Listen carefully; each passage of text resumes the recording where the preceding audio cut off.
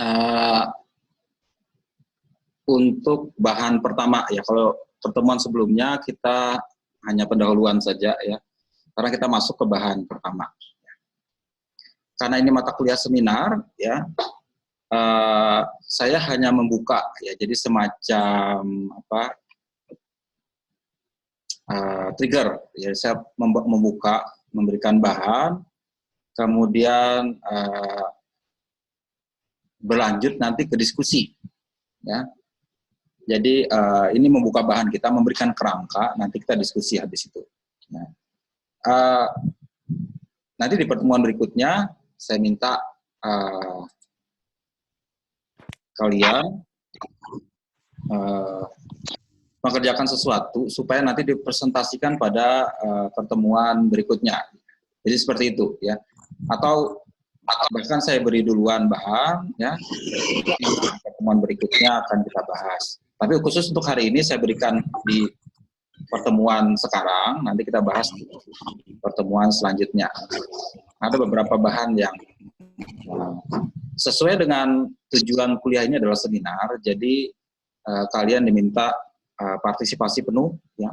Murni nilai ujian itu lebih rendah daripada nilai partisipasi kalian pada saat diskusi seminar.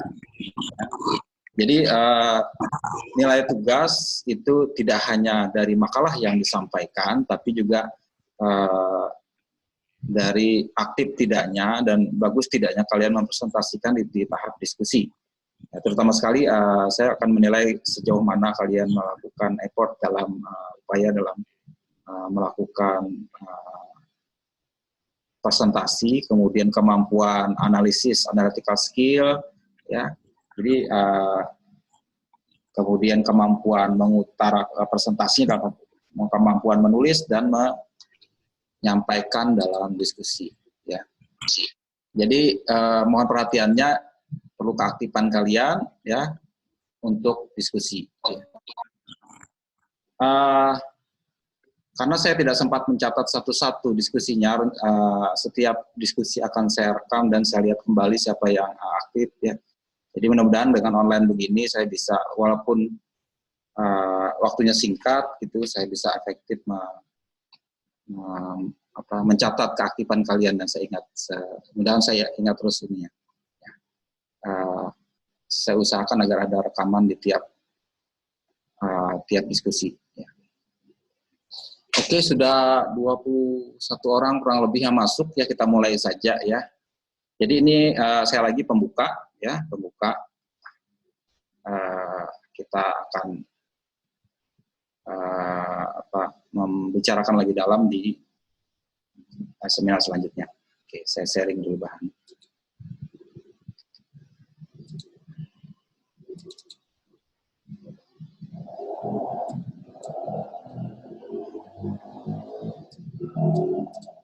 Ya, jadi ini overview. Overview itu tinjauan menyeluruh tentang akuntansi, ya. Karena sesuai dengan namanya seminar akuntansi, kita akan belajar dulu konteks secara luas, ya. Apa peran akuntansi dalam perekonomian kita. Ya. Memang nih sebagian besar adalah ditujukan untuk akuntansi keuangan, ya, akuntansi keuangan. Nanti ada sesi berikutnya juga untuk akuntansi manajemen, audit, dan sistem informasi. Di sesi awal ini kita akan fokus ke akuntansi keuangan yang sudah kalian pelajari di mata kuliah akuntansi keuangan, termasuk ya teori akuntansi. Ya. Saya tidak tahu sejauh mana kalian belajar konsep-konsep di teori akuntansi, mata kuliah teori akuntansi, cuman saya asumsikan kalian belum dapat yang saya berikan hari ini, jadi melengkapi yang sudah kalian pelajari di mata kuliah teori akuntansi. Dan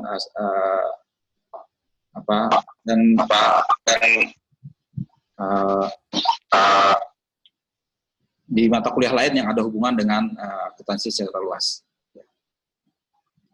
Ya, itu ya. Saya coba ini kan secara ringkas.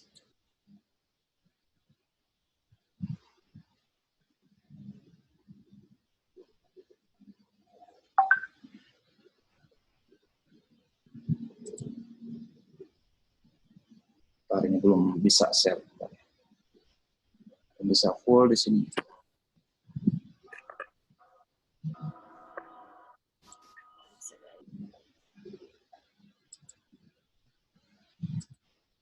Ya, ini tinjauan menyeluruh ya.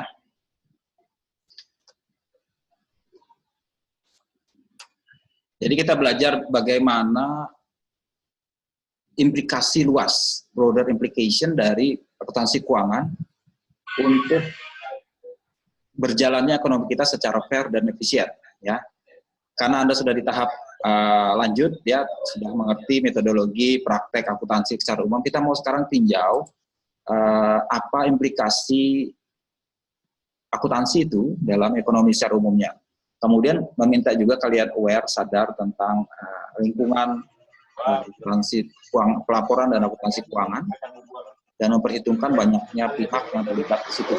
Saya ambil ini dari buku Financial Accounting Theory dari Scott, ini yang biasa diacu untuk ini. Ya, pertama kita balik sekilas sebentar ya tentang sejarah akuntansi. Jadi sebelum kita belajar tinjauan menyeluruh, kita balik sebentar ke sejarahnya. Dulu bagaimana akuntansi itu terjadi ya. Sejak zaman modern ya, jadi zaman prasejarah nggak kita perhitungkan ya, sejak kira-kira 500 tahun terakhir ya. 500-600 tahun terakhir ya. Jadi akuntansi yang kita pelajari ini itu sebenarnya sudah ada sebelumnya, cuman deskripsi lengkap tentang sistem akuntansi itu baru dibikin sekitar tahun 1497, dikarang oleh seorang bernama Luca Pacioli, orang Itali. Mungkin sudah kalian pernah dengar ya, orang Itali. Dia adalah biarawan tapi sekaligus juga ahli matematik. Jadi dulu akuntansi ini ilmu eksak ya, matematika, karena ada hitung-hitungan di situnya ya. Dan dia mengajukan cara perhitungan double entry ya, yang kita pelajari sekarang. Ada debit, ada kredit, ada double entry ya. Lawannya yang kita pelajari sebagai sistem cash basis. Cash basis itu berapa uang masuk, berapa uang keluar. Itu kan sederhana seperti itu ya. Kita sebelum belajar akuntansi modern, belajar akuntansi yang sederhana, kas masuk dan kas keluar ya. Tapi itu nggak cukup ya. Waktu itu Luca Pacioli menganggap itu tidak cukup, karena seiring dengan perkembangan transaksi dan bisnis zaman itu, sistem itu nggak cukup ya, karena kita tidak bisa menilai kinerja murni berdasarkan uang kas ya. Tidak cukup menggambarkan transaksi keuangan, sehingga dibentuk sistem double entry ya, sehingga ada konsep yang dulunya nggak terpikirkan, konsep abstrak berupa income dan kapital, income laba dan modal ya. Coba kalian bikin pembukuan secara sederhana pakai cash basis, kan nggak tahu kita berapa punya aset, berapa modal kita punya, berapa, murni berdasarkan berapa uang masuk, berapa uang keluar, ya kan? Itu tidak bisa menggambarkan, kalau ditanya harta Anda berapa, oh nggak tahu, cuman saya tahunya kas segini, ya. Nah itu banyak dari kita umumnya tidak punya konsep yang seperti itu. Nah akuntansi modern itu memasukkan konsep yang abstrak seperti aset, liabilitas, ekuitas, modal, dan laba. Nah itu yang kalian kenal itu konsep abstrak yang orang tradisional nggak mengenal. Itu double entry itu diperkenalkan sejak tahun 500 tahun yang lalu, 520-an tahun yang lalu. 600 tahun ya. Dan itu kemajuan yang besar dalam cara orang memanage atau mengelola bisnis ya, lumayan bisa memperbaiki, sehingga orang bisa tahu ya berapa modal dari investor misalnya ya, ada pemodal memberikan modal kepada seseorang untuk mengerjakan sesuatu ya. Kalau sistem cash basis, kalau dia kebetulan ngasih duit secara kas bisa dihitung, tapi kalau dia memberikan misalnya barang ya, tolong ini barang dijualkan Nanti misalnya ya dia nyuruh pedagang menjual barang ke wilayah lain, ya tolong bawa ini barang jualkan di sana, hasilnya kita bagi berapa persen, itu berapa persen, saya berapa persen. Nah konsep kalau cash basis nggak memperhitungkan berapanya, apalagi kalau barang itu bukan cash, ya zaman dulu cash itu nggak terlalu ini, ya murni orang pakai barter dan segala macam. Nah diperkenalkanlah konsep seperti modal, berapa modalnya, kemudian selisihnya antara modal dia dengan hasil keseluruhan dianggap sebagai laba. Nah itu tidak tergambarkan di cash basis, ya apalagi kalau misalnya barang yang dibawa tidak dalam bentuk cash, ya susah juga, ya makanya diperkenalkan itu. Ya. Kemudian perkembangan lebih lanjutnya, ya seiring dengan perkembangan zaman, waktu itu sedang rame-ramenya negara Barat itu mau mencari sumber harta dunia yang sangat berharga. Di mana tempatnya? Ada yang tahu? Tempat harta karun dunia di mana tempatnya? Di Indonesia. Ya.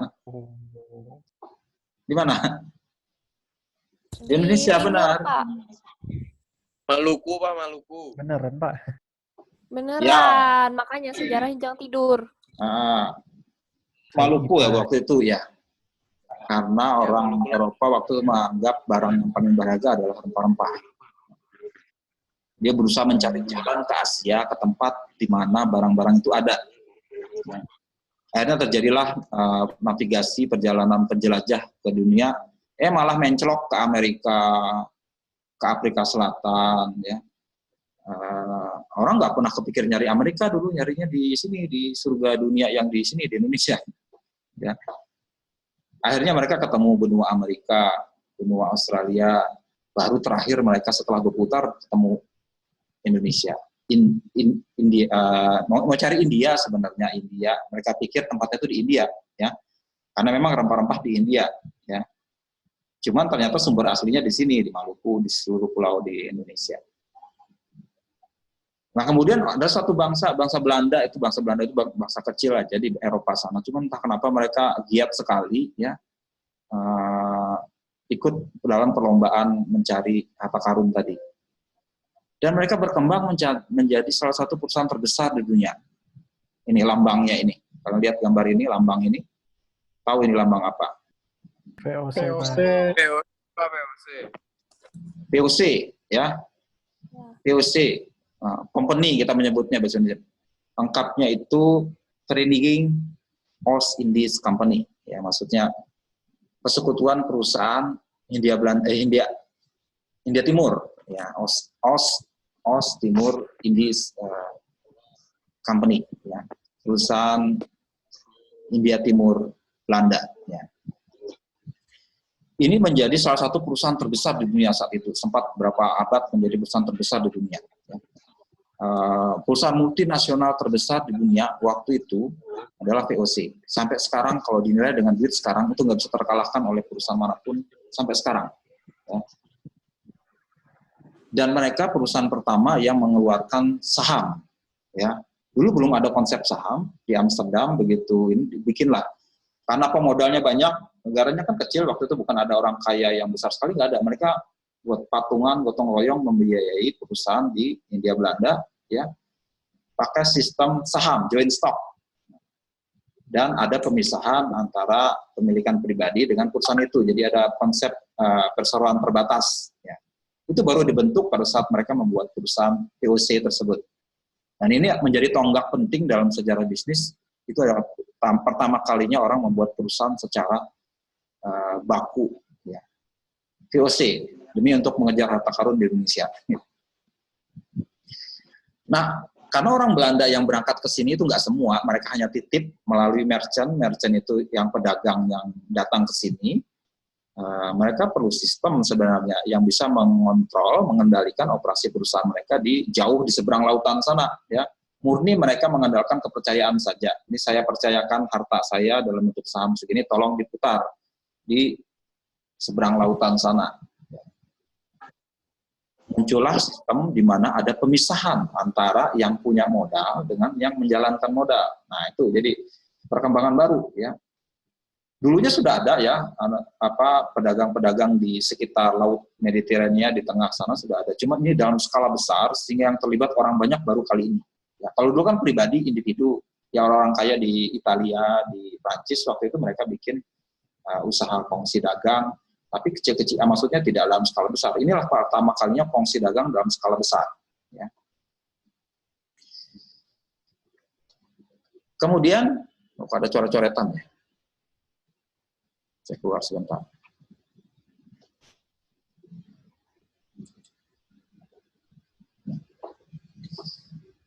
Selanjutnya, perkembangan selanjutnya,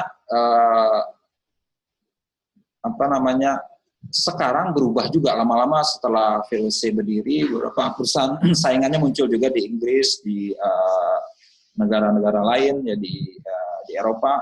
Banyak ikut-ikutan mendirikan cara seperti VOC juga, ya. Dan ini mendorong perusahaan terjadi transisi sehingga banyak investor terlibat dalam usaha kongsi yang semacam ini. Tapi mereka tidak terlibat dalam operasi sehari-hari, sehingga mereka perlu informasi keuangan yang memonitor bagaimana uang saya diputar. Ya. Nah, muncullah keperluan akan adanya informasi akuntansi, ya. Dan lama-lama berkembang sekitar tahun 18-an abad ke-19 di Inggris. Waktu itu Inggris sudah menguasai percaturan di dunia, menjadi kekuatan terbesar di dunia waktu itu, bergeser ke Inggris. Perkembangan bisnis internasional berkembang ke Inggris, di mana muncullah adanya kepentingan banyak pihak yang berusaha difasilitasi melalui sistem perseroan perusahaan, ya. Dan semakin banyak juga investor itu perlu yakin bagaimana uang saya dikelola, sehingga muncullah peraturan pemerintah. Kemudian sekaligus juga muncul profesi baru, profesi audit, di mana dia bisa membantu investor mengecek, memverifikasi bagaimana uang dia dikelola oleh si agen tadi itu. Ya. Jadi munculnya profesi audit itu sekitar tahun abad ke-19, itu cikal bakalnya waktu itu Inggris mengeluarkan Undang-Undang Perseroan Companies Act sekitar tahun 1844. Ini sejarahnya. Itu abad ke-19. Kemudian abad ke-20 sekarang bergeser lagi ke Amerika, ya. Karena Inggris pelan-pelan berkurang pengaruhnya, tapi sekarang semakin banyak arahnya ke Amerika. Ya. Bahkan sampai sekarang, ya, Amerika masih memegang kekuatan adidaya. Nah, akuntansi juga banyak berkembang di Amerika waktu itu, ya.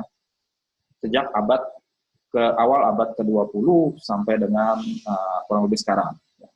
Sejarahnya adalah di tahun 1909 mereka bikin undang-undang yang mengatur pajak penghasilan perusahaan, ya, PPH Badan, Corporate Income Tax. Ya. Sebelum itu nggak pernah diatur secara detail bagaimana memajaki perusahaan, ya. Dan aturannya pun ya tidak baku, ya. Waktu itu dibikinlah aturan bahwa perusahaan harus menghitung berapa laba kena pajaknya, dan itu harus dikurangkan dari berapa penghasilan. Nah, akhirnya muncullah konsep akuntansi secara baku melalui peraturan pemerintah, sehingga banyak orang jadi terdorong juga, terpaksa melakukan itu karena ini ada regulasi dari pemerintah.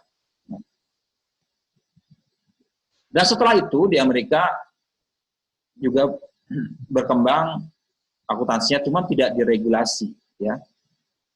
Tidak diregulasi ini maksudnya tidak ada aturan, terserah masing-masing mengaturnya seperti apa, cuma pemerintah cuma mengatur melalui pajak penghasilan. Dan audit itu tidak merupakan sesuatu keharusan, jadi kalau mau saja, sukarela saja di audit laporan keuangannya. Dan karena tidak ada aturan baku, maka perusahaan itu ya sesuka-sukanya aja dia bisa melakukan appraisal, penilaian aset, atau apapun, karena tidak ada aturannya, jadinya aset itu lama-lama tidak terkendali, menggelembung, ya. Maksudnya mereka boleh tentukan nilai aset berapapun. Ya. Dan ini berakibat apa? Terjadi crash, ya, krisis di tahun 1929 di Amerika, ya. Stock market plong jatuh, ya, karena kondisi ekonomi memanas waktu itu, ya. Aset yang dilaporkan dalam laporan keuangan itu sebenarnya bukan real, ya. Jadi terjadi bukan real maksudnya karena tidak ada aturan akuntansinya, orang boleh membuat sesukanya. Jadi tiba-tiba crash tidak mencerminkan situasi yang sebenarnya, akhirnya terjadi crash di pasar saham di New York, di Amerika, sehingga menyebabkan depresi sekitar berlangsung sekitar 10 tahunan di tahun 30-an. Dan itu menjadi pelajaran besar bagi mereka, bahwa harus diatur ini. Nggak bisa dibiarkan, nggak ada aturan seperti ini, orang berbuat sesukanya. Ya. Sehingga muncullah apa yang dinamakan lembaga regulator di Amerika, Security and Exchange Commission, SEC. Ya. Mirip seperti OJK kalau di sini. Ya. Yang mengatur pasar modal, mengharuskan perusahaan melakukan audit, kemudian mengharuskan syarat-syarat perusahaan emiten seperti apa, kemudian syarat perdagangan seperti apa, supaya tidak terjadi lagi krisis pasar modal seperti itu. Ya. Dan akhirnya berkembang setelah krisis lewat, orang jadi berpikir ulang, ya, kalau nilai aset itu dibiarkan begitu saja, akhirnya menggelembung, nggak sesuai sama kenyataan. Akhirnya para ahli akuntansi waktu itu diwakili oleh Patton and Littleton, namanya Profesor Akuntansi Patton and Littleton, membuat tulisan yang mendorong digunakannya akuntansi historical cost. Ya, udah tahu kan historical cost? Ya, kita hanya mencatat nilai awalnya saja pada saat terjadinya transaksi. Ya. Tidak diperkenankan kita merubah nilai sesukanya. Jadi itu yang kita pelajari sekarang, sampai digunakan sampai sekarang historical cost masih, ya. Misalnya ya, beli barang, beli aset itu kita catat berdasarkan harga belinya, ya. Misalnya beli mesin sekarang 100 juta, ya. Ya kita catat 100 juta. Itu terus-terusan kita catat, kemudian kita adakan penyusutan seiring dengan menurunnya nilai mesin tadi. Tapi kita tidak rubah harga mesin itu ke harga sekarang. Ya. Lawannya historical cost apa? Current value, nilai sekarang. Ya, nilai sekarang. Tapi nilai sekarang itu tidak didorong karena itu ya mengakibatkan subjektif saja. Ya. Kalau ada harga pasarnya nggak apa-apa, cuman kalau tidak ada harga pasar susah. Jadi akhirnya sejak itu akuntansi lebih mengarah ke historical cost yang kita pelajari sampai sekarang. Tapi setelah Perang Dunia Kedua itu kan industri semakin berkembang, semakin kompleks, perusahaan juga semakin mengglobal, ya sejarahnya waktu itu, sehingga lingkungan bisnis itu semakin kompleks dan sangat menantang, sehingga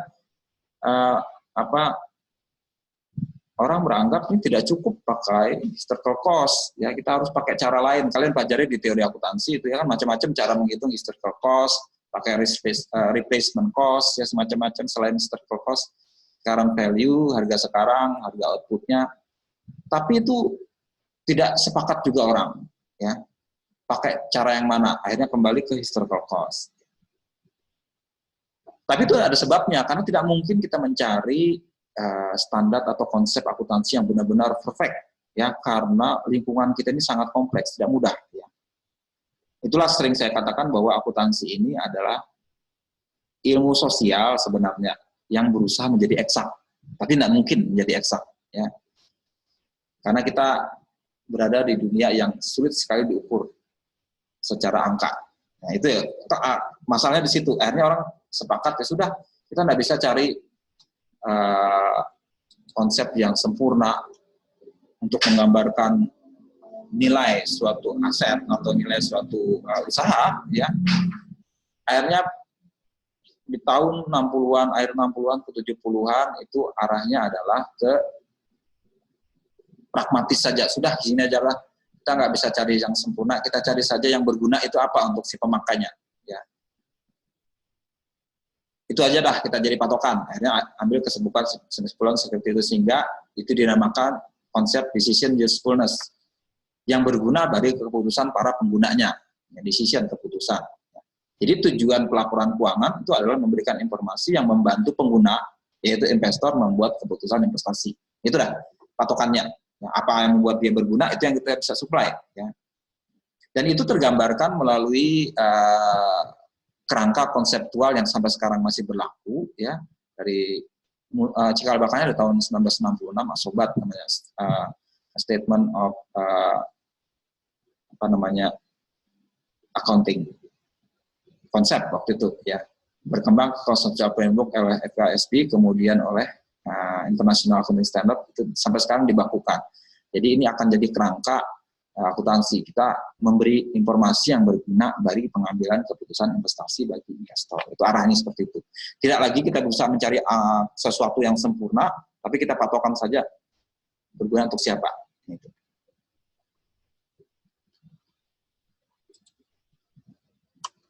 Dan kemudian tetap kita berkiblat ke Amerika, ya. Sejak 4 dekade terakhir, ya, itu terjadi sesuatu yang berulang-ulang. Terjadi krisis. Sebenarnya terjadi juga di tahun 1929 tadi itu ya. Sebelum Perang Dunia Kedua terjadi di tahun 1929 terjadi depresi. Ternyata setelah 4 dekade belakangan ini kayaknya berulang-ulang terjadinya. Terjadi krisis. Masalah, terjadi krisis, masalah lagi, terjadi krisis, masalah lagi. Dan sekarang kita pun mengalami krisis tahun 2020. Ya. Ini berdampak ke akuntansi lagi, ya. Jadi ada semacam peristiwa yang berulang-ulang, kita mengalami jatuh bangun gitu. Walaupun berat kondisinya, akuntansi diharapkan bisa memperbaiki diri seiring dengan jatuh bangunnya ekonomi secara umum. Ini terjadi dari tahun akhir 90-an, awal 2000-an, jadi kurang lebih 20 tahun belakangan ini ya. Waktu itu stok market sedang boom maksudnya sedang naik, ya tahun 90-an ya. Kemudian kira-kira di awal tahun 2000 itu kolaps, karena waktu itu yang mendasari adalah terjadi internet bubble. Waktu itu internet baru ditemukan, ya, akhir tahun 90-an ya. Ya kalian baru lahir kali ya. Internet baru ditemukan sekitar tahun 90-an. Saya sendiri punya akun itu, saya ingat tahun 1997, akun internet, akun email. Ya. Saya baru belajar internet itu sekitar tahun 96-97. Ya. Kalian belum lahir. Itu booming perusahaan karena sekarang punya cara baru internet. Ya. Tapi ternyata beberapa tahun kemudian perusahaan yang desas-desuskan, didengung-dengungkan sebagai perusahaan yang prospektif, ternyata jatuh nilainya. Ya. Itulah kejadian pertama di zaman modern kontemporer sekarang ini, terjadi karena pelaporan keuangan yang tidak beresan laporan keuangan yang terutama melibatkan pengakuan pendapatan. Jadi walaupun zaman modern justru nggak tambah baik, masih ada juga masalah. Ya. Kemudian memasuki tahun 2000-an, terjadi kasus besar juga, ya, tahun 2002 ya kasus besar juga, yang berdampak sampai sekarang, yaitu terjadinya kegagalan pelaporan keuangan yang dipicu oleh 2 perusahaan besar, ya, Enron dan WorldCom di Amerika. Itu mereka membuat orang tidak percaya lagi pasar modal, pasar saham, karena mereka melaporkan sesuatu yang tidak jujur. Ya. Bisnis itu murni berjalan kalau semua pihak bersikap jujur. Ya. Sekotor-kotornya bisnis, dia nggak akan jalan kalau tidak ada trust, kepercayaan. Ya. Orang akuntansi diharapkan menjaga trust itu, ya, karena pijakan bisnis berjalan itu kalau terjadi trust, kepercayaan. Kalau tidak, kepercayaan sudah nggak bisa dipegang lagi, hancurlah bisnis. Itu yang terjadi di tahun 2002. Ada perusahaan namanya Enron, ya, dia pintar sekali membuat pencitraan segala macam, padahal di belakangnya kosong aja, ya, sehingga banyak perusahaan dirugikan nih. Contoh ini ya, nilai sahamnya naik, tiba-tiba drop hampir nol, ya, karena terjadinya kasus itu. Itu pelajaran besar, bahkan satu kantor audit besar yang mengaudit perusahaan ini akhirnya tutup juga, gulung tikar juga karena orang sudah nggak percaya dia lagi. Terjadi krisis besar waktu itu, sehingga di Amerika akhirnya perlu diatur lagi regulasi lebih lanjut tentang laporan keuangan. Kemudian sekitar 5 tahun kemudian terjadi lagi krisis. Ya sekarang jadi krisisnya lumayan cepat berlangsungnya. Tahun 2007-2008 terjadi krisis lagi. Ini berkaitan dengan perusahaan keuangan, ya, yang menyebabkan orang tidak percaya lagi ke perusahaan keuangan karena mereka membuat sesuatu yang basisnya itu lemah, ya. Ini terlalu teknis saya jelaskan, ya, kita jelaskan lebih lanjut nanti. Cuman secara teknis mereka mendasarkan aset yang tidak ada pijakan yang kuat, ya. Begitu ibaratnya kita menginjak pasir, ya, hasilnya ambles, akhirnya semua orang ambles juga karena terjadi aturan di pasar modal yang tidak kuat pijakannya sehingga menyebabkan kegagalan pasar. Terutama sekali sebabnya adalah karena kita memakai fair value accounting, ya.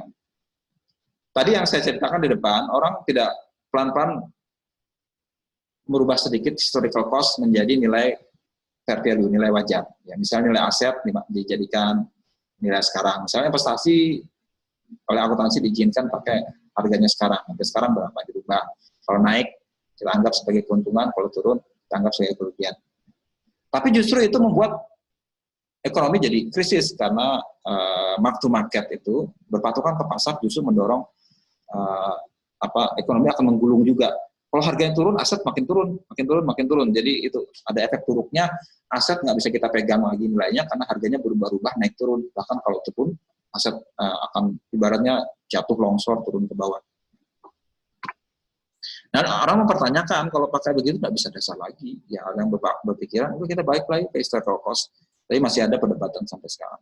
Ya. Dan kasus yang terbaru adalah pandemi COVID-19. Ini bukan krisis ekonomi sebenarnya, krisis kesehatan. Cuman berdampak ke aktivitas ekonomi yang terjadi dalam skala besar. Ya, dulu pernah terjadi pandemi juga sekitar 100 tahun yang lalu, cuman tidak sebesar ini skalanya. Karena sekarang dunia semakin mengglobal, ya, semakin interconnected satu dengan lainnya, jadi cepat sekali dampaknya terjadi. Penyakitnya cepat tersebar, dampak ekonomi juga semakin dirasakan semua di seluruh dunia. Sehingga ini salah satu krisis ekonomi yang berdampak juga terhadap ekonomi secara keseluruhan. Kita masih melihat perkembangan sejauh apa karena kita baru berlangsung beberapa bulan. Kita belum melihat sampai akhir tahun ini seperti apa dampaknya. Cuman ini salah satu yang membuat krisis besar juga yang berdampak mungkin ke akuntansi juga. Ya, kurang lebih sebenarnya masalah hampir sama dengan krisis sebelumnya. Yang sayangnya belum terpecahkan sehingga masih berlanjut ke sekarang. Ya.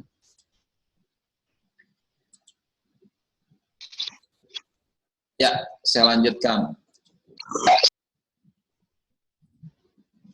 Nah, apa yang kita pelajari dari krisis-krisis yang baru terjadi belakangan ini? Ya, yang saya ceritakan di depan tadi. Ya, ada 4 paling tidak yang kita pelajari dari krisis ini. Pertama, pelaporan keuangan itu harus transparan. Ya, banyak krisis terjadi dari sejak 100 tahun 1929 yang lalu itu tidak transparan. Krisis yang terjadi belakangan ini juga sama, ya. Padahal investor perlu menilai aset dan kewajiban secara tepat nilainya agar dapat memilikinya, ya. Bahkan untuk transaksi atau aset dan liabilitas yang kompleks itu perlu transparansi yang lebih dalam hal pelaporan full yang menentukan berapa nilainya, bagaimana kewajiban yang terlibat, bagaimana risikonya, paparan risikonya, dan bagaimana strategi manajemen untuk mengatasi risiko tersebut, sehingga orang bisa menilai sebenarnya kemampuannya berapa, ya, risikonya di mana, beranikah saya ambil ini, dan sebagainya. Itu harusnya semakin transparan. Ya memang sejak krisis tahun 2008, laporan keuangan mencantumkan banyak hal mengenai hal ini. Ya. Ada 1 poin di dalam catatan laporan keuangan menyebutkan mengenai manajemen risiko, terutama berkaitan dengan aset keuangan. Itu karena pelajaran dari krisis tahun 2007-2008 sehingga akuntansi menyesuaikan itu. Jadi sekarang laporan keuangan jadi semakin tebal karena harus mencantumkan secara spesifik laporan keuangan berkaitan dengan aset yang kompleks tadi. Kemudian hal kedua adalah berkaitan dengan akuntansi nilai wajar. ya, fair value accounting. Ya. Karena tadi dianggap dikritik, ini justru menyebabkan krisis, maka sekarang harus berhati-hati bagaimana menerapkan akuntansi nilai wajar.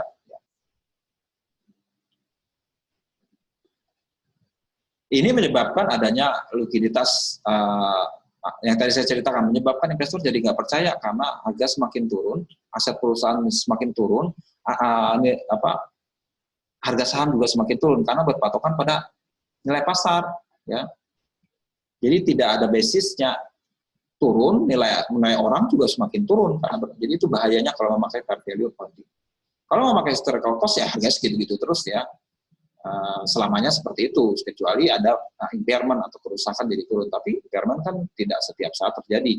Kalau nilai saham itu bisa tiap detik berubah. Ya. Sehingga orang semakin memikirkan bagaimana mengendalikan nilai saham ini seperti apa, ya, nilai perusahaan seperti apa. Kemudian ada juga pelajaran dari krisis ini adalah berkaitan dengan aktivitas yang tidak tercatat di laporan keuangan, off balance sheet activities. Ya. Kasus Enron itu banyak transaksi atau aktivitasnya tidak dilaporkan di laporan keuangan. Dia memakai cara tertentu yang menyebabkan ini tidak muncul di laporan keuangan dia, sehingga off balance sheet. Ya. Sehingga investor jadi terkelabui dengan laporan yang dia baca karena tidak mencerminkan semua yang terjadi di lapangan. Itu harusnya dilaporkan, ya, dan dikonsolidasikan. Bahkan yang tidak dikonsolidasikan sekalipun harus dilaporkan juga sehingga orang punya kemampuan menilainya. Kemudian hal keempat adalah standar akuntansi juga harus diperbaiki dan disempurnakan. Ya. Kelemahan di standar akuntansi menyebabkan perusahaan atau emitennya tidak sesuai dengan harapan penggunanya. Jadi harus diperbaiki. Jadi 4 ini. Ini bahkan sampai sekarang masih menjadi pekerjaan besar bagi profesi akuntansi bagaimana mengatasi keempat masalah ini sampai berlanjut ke krisis sekarang. Ya. Krisis yang sekarang, ya, karena masalah COVID-19 ini menyebabkan estimasi akuntansi menjadi meleset semua. Semua bubar sekarang, ya. Maksudnya yang sudah kita rencanakan, kita estimasikan, kita prediksi ke depan, udah hancur semua. Ya. Anggaran sudah nggak kita bisa jalankan karena semua asumsi berubah. Nah, estimasi akuntansi juga akan berubah. Ya. Kayaknya tahun ini laporan keuangan perusahaan akan jelek semua. Bahkan ada perusahaan yang mengalami kebangkrutan. Dan ini masalah besar bagi perusahaan bagaimana melaporkannya, ya, bagaimana menilai asetnya. Kalau pakai berpatokan pada nilai wajar, asetnya bisa kekecilan, ya, tidak sesuai. Nah ini yang juga akan jadi masalah. Jadi masalah yang 4 ini masih berlanjut di tahap sekarang. Ya itu sejarah sekilas kalau kita meninjau kejadian dari dulu dan ke masa sekarang di tahun 2020. Ya. Itu yang saya mau uraikan, sehingga kita punya gambaran perkembangan akuntansi seperti apa. Oke, sebelum saya lanjut, ada pertanyaan kah?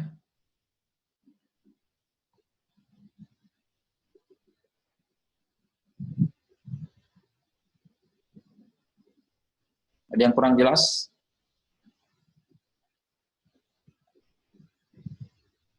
Oke, kalau tidak ada saya lanjutkan. Ya. Nah, itu sekilas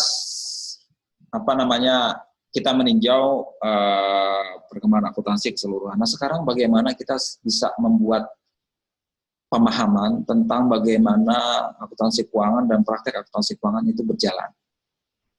Dan bagaimana peran akuntansi di dalamnya. Ya. Melihat masalah yang kita tinjau tadi itu. Ya. Ini adalah kerangka di mana kita bisa memahami. Ya. Ini akan jadi kerangka juga untuk kita seminar yang akan kita bahas nanti, ya, berdasarkan kerangka ini. Ya. Pertama, ya, sekarang kita banyak memakai akuntansi berdasarkan nilai wajar atau nilai kininya, current value. Ya. Ini sebenarnya ideal dipakai, ya. current value accounting itu ideal dengan konsep laba secara ekonomi. Ya. Ingat, laba secara ekonomi itu berarti bahwa nilai aset sekarang itu adalah pencerminan dari potensi manfaat ekonomi di masa depan. Ya. Itu yang ideal. Ya. Dan itu kenapa diterapkan ke sekarang, karena kita berusaha mencari yang ideal. Ya. Tapi itu menciptakan masalah sebenarnya. Ya. Menciptakan masalah. Kalau kita belajar dari informasi asimetri, ya ada dua masalah. Ya. Nanti saya terangkan di belakang. Jadi dua masalah ini menyebabkan akuntansi perlu memikirkan juga bagaimana dia bisa mengatasi kedua masalah ini. Yang berasal dari informasi asimetri. Nah, ini masalah yang berasal dari ini akan berusaha dijabarkan sehingga ini di sisi perusahaan, ya di sisi perusahaan punya masalah dan juga hubungan dengan investor. Investor punya kebutuhan pengambilan keputusan. Ya. Dan akuntansi berusaha bereaksi terhadap masalah tersebut dan bagaimana dimediasi. Ini kerangka yang kita mau bikin. Nah, kondisi ideal, ya kita bahas sekarang, kondisi ideal yang ini. Ya. Jadi saya bilang kondisi ideal itu berarti bahwa ekonomi, kita berada dalam suatu ekonomi yang di mana harus kas masa depan dan probabilitasnya kita ketahui. Ya, itu yang ideal. Ya. Jadi ya ibaratnya kita tahu yang yang terjadi di masa depan seperti apa kita sudah tahu sekarang. Itu ideal, ya. Tapi rasanya aneh betul ya, kita tahu ke depan terjadi kadarami jadinya hidup ya kan, yang besok terjadi apa kita sudah tahu. Ya. Itu ideal. Kalau dalam kita ekonomi, berarti kita tahu ke depan kita dapat berapa, ya. Cash outflow-nya berapa, cash inflow-nya berapa, kas masuk, kas keluar berapa, sehingga netnya kita tahu berapa. Dan juga ekonomi itu boleh dikatakan bergerak dalam kondisi sempurna. Dan pasarnya itu lengkap.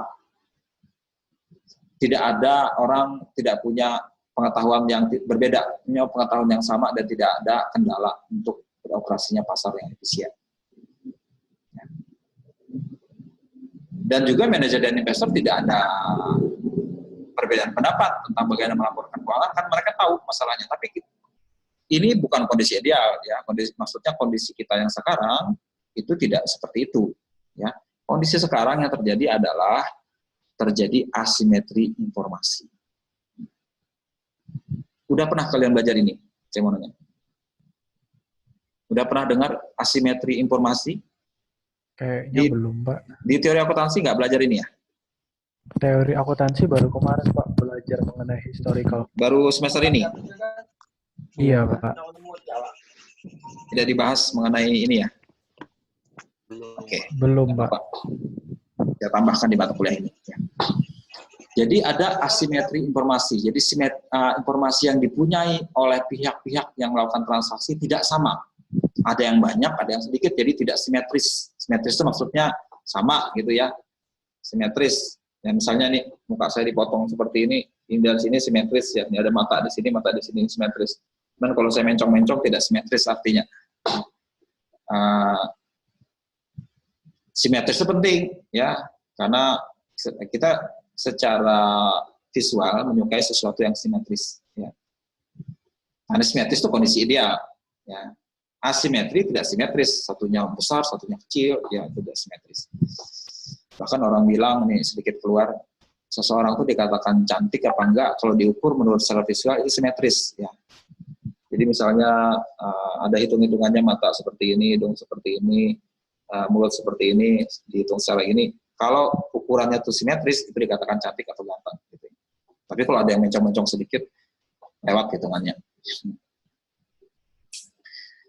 Balik ke sini ya. Jadi pihak yang melakukan transaksi itu bisa tidak sama informasinya. Ya. Dan ini bisa dimanfaatkan oleh salah satu pihak yang bisa merugikan pihak lain. Ya. Contoh sederhana, misalnya Anda jual barang bekas. Ya. Barang yang sudah Anda pakai dijual. Anda tahu kondisi barang itu seperti apa, ya. Tapi orang lain nggak tahu kondisi yang sebenarnya seperti apa, ya. Bisa aja Anda bilang, ini barang masih bagus, bisa saya pakai, ya. Mau beli. Bagus kok ini, ya. Padahal dia nggak tahu sebagus apa itu, ya. Jadi yang si jual punya informasi banyak, yang si pembeli tidak punya informasi banyak. Ini kalau si penjualnya curang, merugikan si yang beli. Ya. Seperti itu ya, contohnya informasi yang tidak simetri. Di perusahaan gitu juga ya, di perusahaan karena kita berkaitan dengan informasi perusahaan, antara manajer dan investor ya itu bisa tidak simetris informasinya. Kebanyakan yang punya banyak informasi adalah manajer, ya, yang punya modal nggak banyak informasinya karena dia tidak terlibat dalam operasional sehari-hari. Dalam konteks akuntansi ini bermasalah, ya. Ada dua masalahnya ya, di sini. Ada yang disebut adverse selection dan ada yang disebut moral hazard. Susah diterjemahkan dalam bahasa Indonesia ya. Intinya begini, ya, adverse selection itu adalah kalau informasi yang dipunyai itu tidak sama. Maksudnya ada pihak dalam dan pihak luar. Pihak dalam lebih ngerti daripada pihak luar karena dia terlibat dalam sehari-hari. Sama seperti yang contoh tadi itu saya bilang yang beli barang tadi, yang lebih tahu dari penjual, yang membeli nggak tahu. Ini terjadi karena salah satu pihak mempunyai informasi yang lebih baik tentang kondisi sekarang dan prospek masa depan. Ya, itu berkaitan dengan masa depan. Ya, daripada orang luar, ya, outside investor. Jadi dalam konteks perusahaan, dia tahu kondisi sekarang seperti apa dan kedepannya seperti apa. Ya. Kalau dia harusnya informasi ini rata, ya, supaya informasinya simetris, dia harusnya bisa mengungkapkan semuanya, semua informasi kepada investor secara tidak pilih-pilih. Semua orang dapat informasi yang sama. Harusnya seperti itu, supaya masalah ini tidak terjadi. Cuman kalau tidak terjadi seperti itu, terjadilah masalah ini, adverse selection. Ya. Ibaratnya kita membeli kucing dalam karung, istilahnya, kucing dalam karung. Atau istilah kucing dalam karung ini dari mana? Ya? Kucing itu jarang dijual belikan, cuman kenapa Pemeo istilah kita tuh ada menjual kucing dalam karung. Ya. Kita nggak tahu kucing dalam karung itu seperti apa, warnanya kuning, merah, kuning, putih, hitam, kelabu, itu nggak tahu kita, atau kondisinya gemuk, kurus, kita nggak tahu. Dijualnya ada karungan. Ya. Yang tahu yang jual aja, itu ibaratnya seperti itu. Ya. Itu adverse selection. Terus masalah kedua adalah kalau informasinya itu berkaitan dengan kontrak, maksudnya gini. Karena si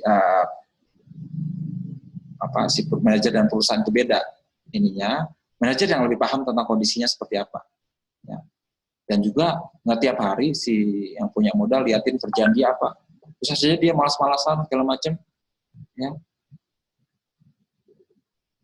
Si investor nggak tahu seperti itu, jadi lebih pada pelaporan yang sudah lewat. Kalau yang adverse selection ke depan, ya. Saya terangkan lebih lanjut di belakang. Adverse selection dulu saya terangkan ya. Jadi adverse selection tadi berkaitan dengan komunikasi antara orang dalam dan orang luar, orang dalam perusahaan dan outside investor. Masalah ini akan terjadi kalau si insider atau manajer tadi mengeksploitasi kelebihan dia karena dia punya informasi dalam dibanding orang luar. Dia bisa melakukan dua hal. Pertama, misalnya contohnya, dia bisa sengaja membiaskan informasinya kepada investor. Ya.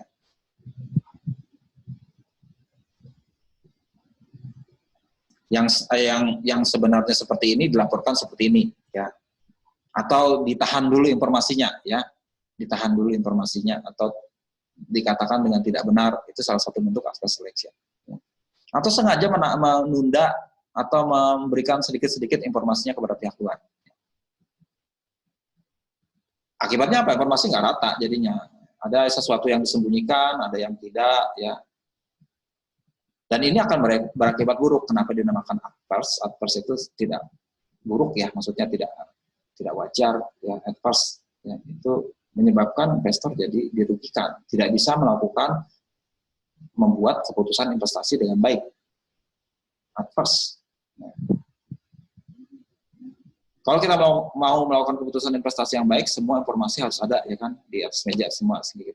Tapi ini informasi sedikit-sedikit atau bahkan informasinya itu menyesatkan. Nah.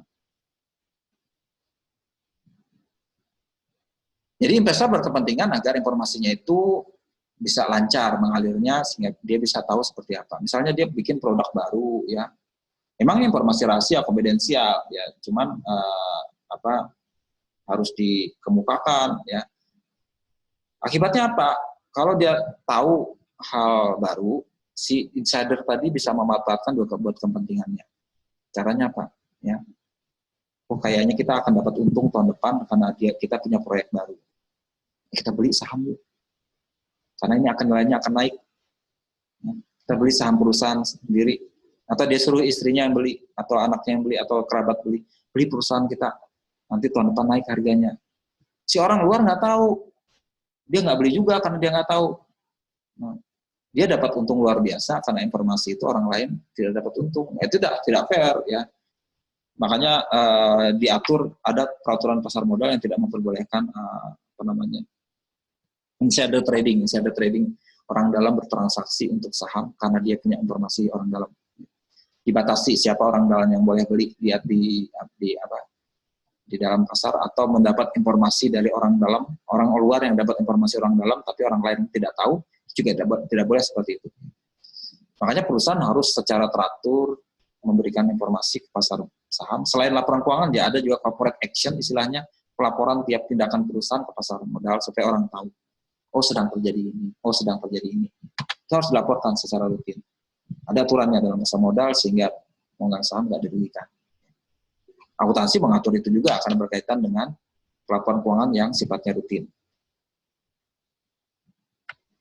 Nah, fungsi pelaporan akuntansi adalah membuat mekanisme mengatasi masalah ini dengan cara memberikan informasi dalam tadi ke pihak luar secara tepat waktu dan kredibel.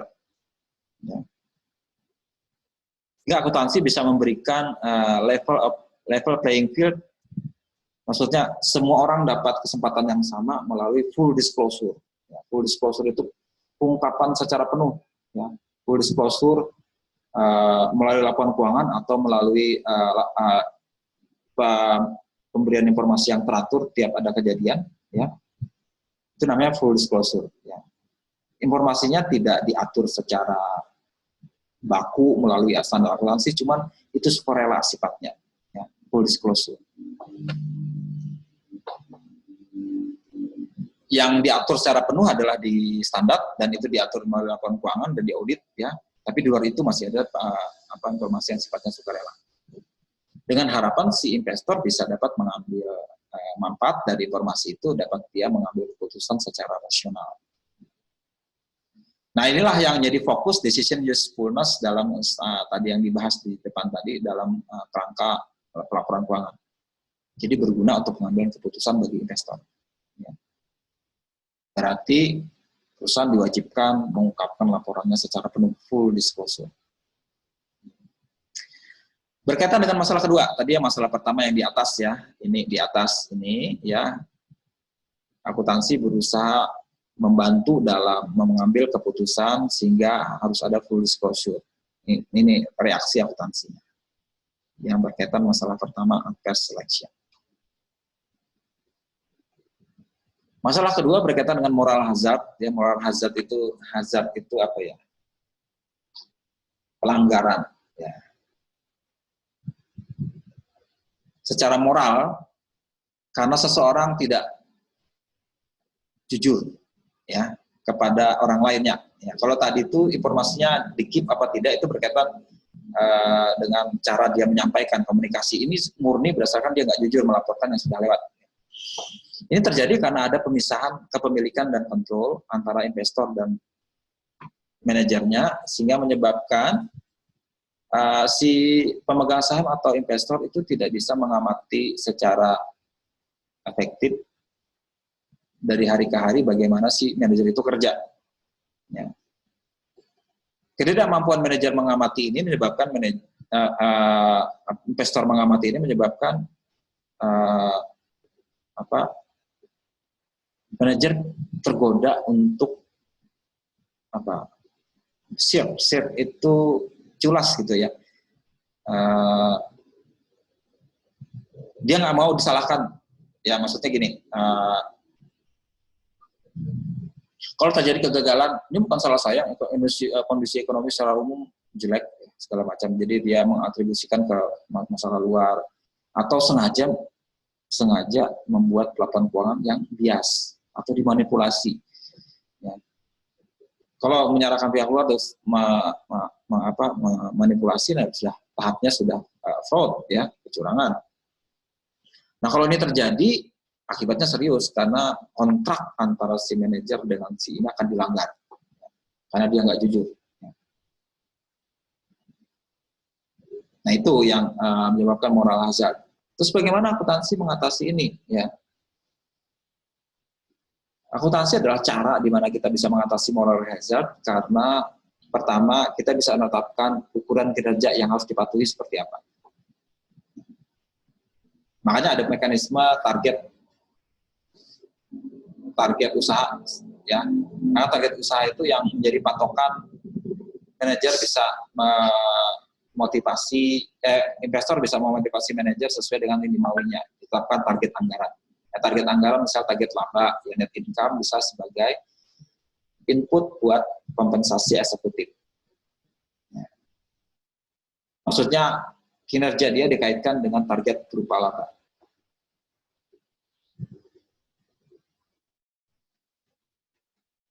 Juga angka net income ini juga akan memberikan informasi mengenai pasar tenaga kerja. Jadi kalau mereka yang tidak bisa mencapai target berarti dia manajer yang buruk, sehingga dia punya reputasi yang buruk sehingga orang nggak mau pakai dia lagi, misalnya seperti itu. Ya. Jadi bisa menjadi ukuran kinerja bagi manajer. Nah berdasarkan hal ini maka laporan keuangan harus bisa dirancang agar dapat memotivasi dan juga dapat memampukan kita menilai kinerja manajer. Dan laba akuntansi bisa digunakan sebagai alat untuk menilai kinerja itu. Dalam konteks akuntansi keuangan, ya, dalam konteks akuntansi keuangan. Ya. Beberapa dari kalian sudah ikut mata kuliah saya di sistem pengendalian manajemen, ya, itu berkaitan dengan manajer di dalam perusahaan. Ya. Penggunaan angka akuntansi untuk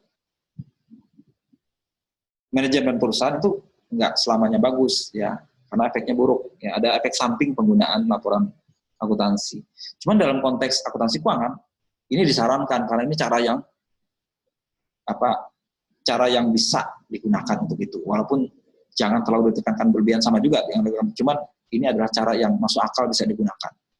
Kalau dalam akuntansi manajemen ini digunakan dengan sangat hati-hati karena ada efek buruknya, tapi dalam akuntansi keuangan boleh digunakan secara baku karena ini jalan satu-satunya kita bisa memonitor pekerjaan manajer, ya, dengan menetapkan pengendalian hasil berupa keuangan yang menjadi target dia. Kalau dalam perusahaan, ya, pengendalian hasil itu adalah cara terakhir, ya. Cara pertama pengendalian orang, pengendalian tindakan dia, baru terakhir pengendalian hasil. Karena pengendalian hasil itu menyebabkan manajer bisa berefek buruk, ya, karena akan ada efek buruknya itu. Tapi dalam akuntansi keuangan apa buat cara yang ada adalah seperti ini. Nah, tadi dikemukakan di gambar di depan, ya, ini ada dua masalah. Duanya bisa diatasi dengan cara akuntansi. Yang satunya tadi diatasi dengan full disclosure, satunya lagi dengan menetapkan angka precise secara tepat mengukur kinerja keuangan, sehingga bisa digunakan sebagai alat untuk mengendalikan manajer. Tapi dua-dua hal ini bisa berkonflik, ya. Dua hal ini bisa berkonflik. Misalnya, kalau kita menggunakan pelaporan menurut pengukuran, menurut current value, ya, nilai kini, itu bagus bagi investor. Ya. Walaupun tadi ada kelemahan bahwa nilai kini bisa berakibat membuat akselerasi krisis, tapi ini secara umum dalam kondisi normal adalah cara yang wajar untuk manajer bisa menilai investasi dengan baik. Nilai sekarangnya berapa? Karena nilai sekarang akan mencerminkan kondisi sekarang. Ya. Kalau historical cost, kondisi masa lalu yang mungkin nggak relevan buat keadaan sekarang. Ya. Itu berguna untuk investor, tapi untuk manajer nggak bagus ya menggunakan cara ini karena kondisi itu di luar kontrol dia yang menyebabkan kinerja dia nggak tercerminkan dengan baik. Ya kalau pakai nilai kini, nah itu akan berkonflik jadinya. Ya. Manajer nggak suka pakai current value, investor suka pakai current value. Sebagian investor malah nggak suka juga karena efeknya berhadap krisis. Nah, ini bagaimana mengatasi perbedaan ini? Ya, caranya adalah dimediasi melalui penetapan standar akuntansi. Standar akuntansi itu adalah kompromi bersama semua pihak. Ya. Semua orang berkepentingan ikut bicara rembuk di penentuan standar. Itu difasilitasi melalui Dewan Standar Akuntansi Keuangan. Itu prosedurnya adalah harus menyampaikan kepada publik agar publik bisa menanggapi standar ini. Karena semua kepentingan harus difasilitasi. Jadi ada kompromi di situ di tengah-tengahnya. Sehingga masalah ini bisa diatasi. Ya. Tapi itu karena namanya proses kompromi, mungkin nggak semua orang bisa terfasilitasi kepentingan atau preferensinya dalam standar yang ada. Ya. Tapi ini bisa dimediasi. Ya. Memang tidak ada seperti proses politik yang ada negosiasi secara politik pakai voting segala macam, tidak ya. Cuma dalam standar akuntansi umumnya ada pihak akademik yang membantu untuk memecahkan ini yang tepat seperti apa. Ya. Sebagai orang bisnis, kita bukan orang politik, itu kita bicara yang pragmatis, yang bagus seperti apa. Itu yang dalam standar akuntansi, Dewan Standar Akuntansi akan difasilitasi proses macam itu. Nah, seperti itu garis besarnya ya.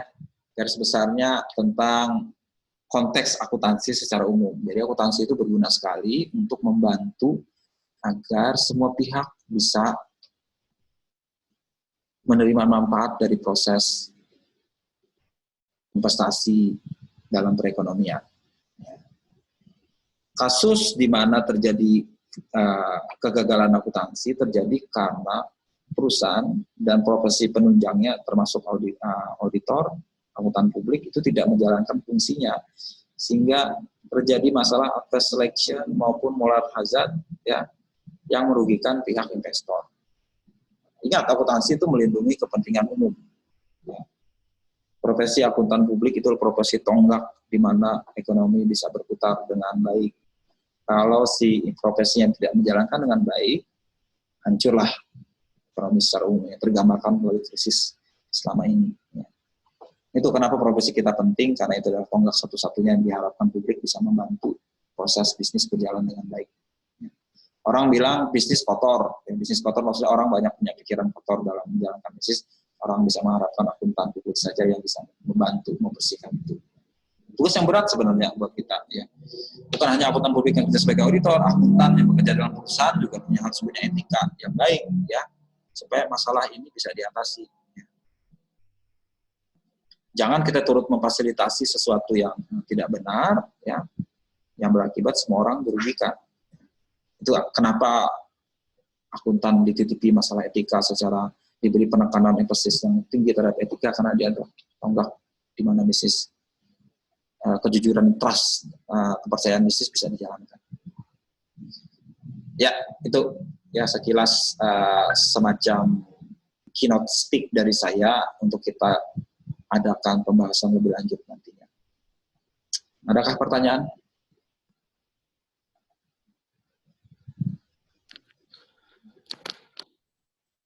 Ada pertanyaan nggak sebelum saya lanjut?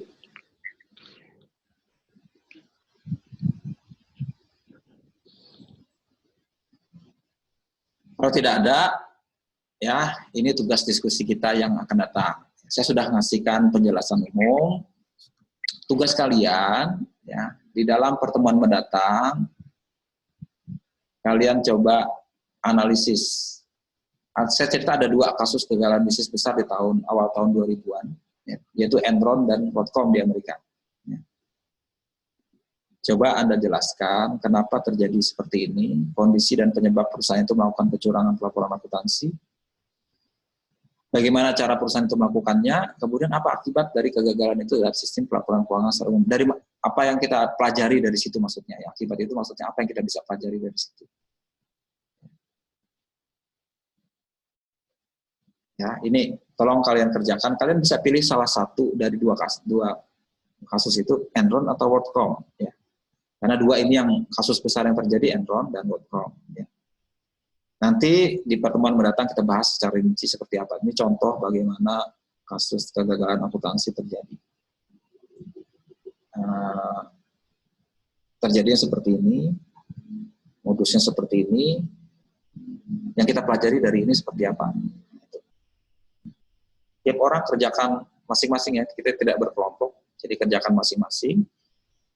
Boleh pilih salah satu, nanti minggu depan kita bahas. Saya tidak menunjuk orang per orang untuk mempresentasikan, cuman kesadaran kalian sendiri. Karena kalian dinilai berdasarkan aktivitas partisipasi dalam diskusi di seminar nanti. Bahan, saya coba kasih bahan, sekedar bahan ini saja dari saya punya buku ya. Ini saya scan, kalian ada buku hard copy, nanti saya coba scan, nanti saya sharing ya. Kasus Enron ada, ya. Ini hanya jadi panduan. Kalian lihat dari internet juga ada sebenarnya kasus ini. Agak jelimet kasusnya, cuman nggak apa-apa lah, kita belajar banyak dari situ. Ya. Ini Enron ada, WorldCom ada nggak di sini? WorldCom kebetulan tidak ada di buku ini, tapi di buku lain ada, di buku yang satunya ada. Ya. Nanti saya coba sharing ke kalian bahannya ini. Di internet kalian bisa cari juga bahannya. Jadi kita bahas apa sebabnya, bagaimana caranya, apa akibatnya terjadinya kasus ini. Ini membuat kalian familiar dengan kasus-kasus besar seperti ini, dan pelajaran yang kita petik dari adanya kalau akuntansi di perusahaan gagal menjalankan tugasnya, pihak profesi penunjang berupa auditor gagal melakukan fungsinya, regulator juga gagal menjalankan fungsi pengawasannya, menyebabkan masyarakat luas menjadi dirugikan. Itu sudah jelas soal tugasnya? Sudah, Pak. Jelas, Pak. Ya, bisa ya. Kita jadi minggu depan saya kasih kesempatan kalian untuk menyampaikan presentasinya, ringkas saja. Kita bahas satu-satu, ya, versi kalian seperti apa, versi saya seperti apa, kita pikiran dari situ. Karena ini seminar, jadi kalian wajib mempresentasikan, jadi saling ada interaksi, diskusi tentang tugas ini. Oh ya, ada sebenarnya di kelasnya Pak Yapis ada bahan lain, sekedar informasi umum saja. Nanti saya sharing juga ya, walaupun tidak saya bahas di pertemuan ini. Untuk menambah pengetahuan bisa kalian baca itu. Beliau memberikan paparan mengenai kondisi profesi akuntansi di era industri 4.0. Oh ya, ada kaitannya sedikit yang kalian bisa baca. Cuma itu tidak saya bahas khusus, kalian bisa baca sendiri. Bahan itu nanti akan saya sharing juga yang diajarkan di kelas Pak Yapis. Saya sengaja membuat kerangka seperti ini memudahkan saya untuk membuat topik-topik yang kita pelajari di pertemuan mendatang. Misalnya ya, saya terangkan seperti ini. Bagaimana mengatasi masalah full disclosure. Bagaimana mengatasi manajer bisa melaporkan melaporkan keuangannya dengan benar, dengan menganalisis terjadinya manajemen laba. Misalnya banyak dibahas kakak tingkat kalian di skripsi, manajemen laba dan sebagainya. Sayangnya sepertinya belum dapat di waktu kuliah di mata kuliah sebelumnya, sehingga hanya belajar pada saat bikin skripsi. Yang saya pikir harus diberikan dasar yang baik. Makanya kesempatan saya ngajar seminar ini, saya berikan dasar-dasarnya, sehingga kalau nanti kalian mengambil topik berkaitan dengan itu sudah paham konteksnya seperti apa. Jadi yang ini akan jadi dasar untuk menilai investasi, yang ini untuk menilai kinerja manajemen. Ya.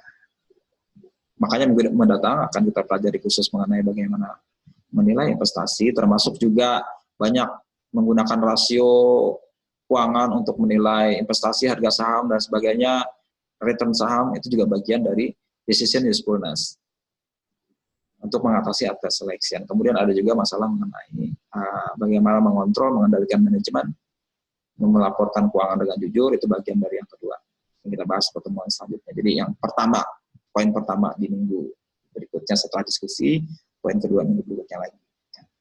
Khusus mengenai earning management, saya ngundang dosen tamu, nantinya akan ada dosen tamu yang ajar kita tentang bagaimana berkaitan dengan mekanisme untuk mengendalikan earning management.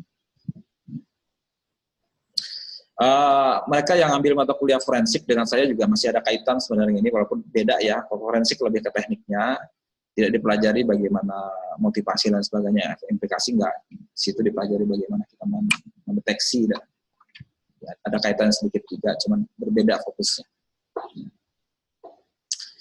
Oke, ada pertanyaan? Udah ngerti ya? Ini saya sharing nanti di grup ini bahan slide ya tentang rekaman, akan saya kasih linknya juga, nanti saya download di YouTube, termasuk saya bikin akun baru di Nueva. Saya selalu pakai Nueva kalau platformnya. Saya akan upload di situ bahan-bahan ini, termasuk rencana perkuliahan dan sebagainya. Ada pertanyaan? Ya, jadi diskusi hari Selasa nanti, ya, hari Selasa nanti kita bahas tadi itu. Jadi kalian kerjakan, terus kita kumpul hari Selasa. Ya. Hari Selasa itu kalau waktunya tidak cukup, kita cukup diskusi saja, bahan selanjutnya Kamis minggu. Kamis depannya lagi. Jadi tiap pertemuan ada bahan yang harus kalian kerjakan, diskusikan. Jadi semacam itu ya, sampai semester. Karena topiknya beda-beda, jadi beda-beda juga tugasnya. Tidak bikin paper yang besar, karena saya tidak minta kalian bikin kelompok, karena ini tugasnya individu masing-masing, jadi hanya tugas yang kecil-kecil seperti ini saja. Jelas ya? Iya, Pak. Ya. Pak. Ya. Mau nanya, Pak, itu tugasnya tuh di mana, Pak? Mengerjakannya maksudnya di Word kah atau di PPT? Kerjakan di PPT aja supaya ringkas ya. Kerjakan di PPT aja supaya bisa di-sharing di sini ya. Tapi nanti soft copy-nya dikirim ke saya atau di-upload ke Nueva. Jadi pakai PPT, karena PPT itu mudah membuatnya ya. Hingga di situ kalian bisa terangkan ya. Pada saat saya tunjuk, kalian bisa terangkan, di-share di sama-sama, jadi mudah di-share. Ya. Kalau pakai Word bisa juga di-share, cuman bentuknya nggak ideal buat di-share. Ya. Jadi pakai PPT saja. Ya. Siap-siap dipresentasikan, kemudian saya minta juga untuk dikirimkan ke saya buat saya beri nilai nantinya. Ya, jelas ya? Jelas, Pak. Jelas, Pak. Ada lagi pertanyaan? Tidak ada, Pak. Jadi menjawabnya nanti berdasarkan kerangka itu ya, sebab, kondisi, sebab, cara, dan akibat. Cara. Oke, siap, Pak. Ya, kalau tidak ada, sudah ngantuk semua nih kayaknya. Kalau udah gawian juga siang-siang. Ngantuk banget sudah. Ada yang kerja, ada beberapa orang aja yang kerja, tapi si Yusuf kerja. Coba. Misi minyak kata dia apa? Stok opname Pak, stok opname oksigen di Rumah Sakit Citra. Stok opname ini tanggal berapa stok opname? Tiap hari kah? Nggak tiap hari, sebulan sekali. Cuma karena awal bulan kemarin ada kendala, dipindah ke pertengahan bulan. Oh iya, makanya biasanya akhir bulan. Kenapa tengah-tengah bulan stop opname?